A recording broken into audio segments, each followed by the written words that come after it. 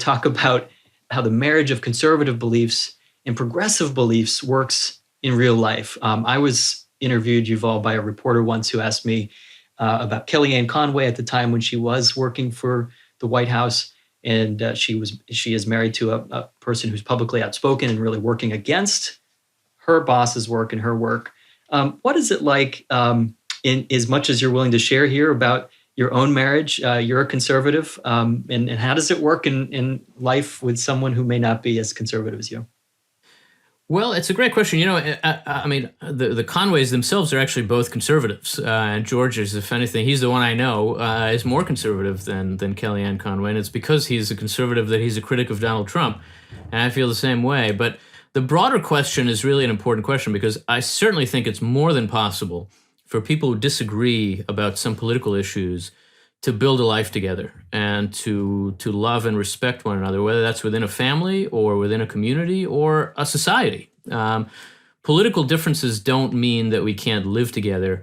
And when they come to mean that, then our society can't function, because political differences are not going away. And so one reason I worry about the integrity and the strength of our institutions beyond politics, from family to community to civil society, the professional world, the academy, these are institutions that need to not be about politics. They can be places where people who might disagree about public policy can still agree about a lot of other important things and work together towards some important common goals. And of course, the institutions of our politics themselves are intended to channel and direct disagreement, to compel accommodation. They're based on the premise that we're going to disagree.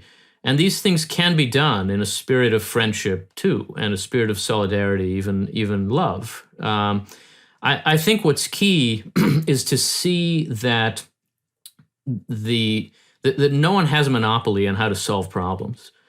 And so, conservatives and progressives do start out from different places. And I think there's a tendency, when we think about political questions, conservatives tend to think about problems in terms of order and disorder.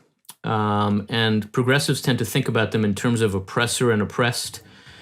Both of these are valuable ways to think about the country's problems. They're also both inadequate.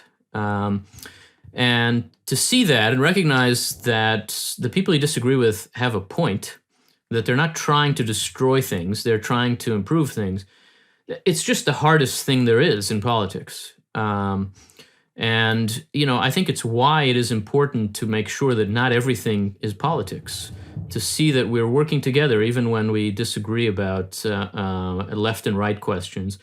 And it is certainly possible, and frankly, it's fairly common, to find within a family, within a marriage, differences about politics that don't amount to fundamental disagreements about what's good and evil or about how to live a good life.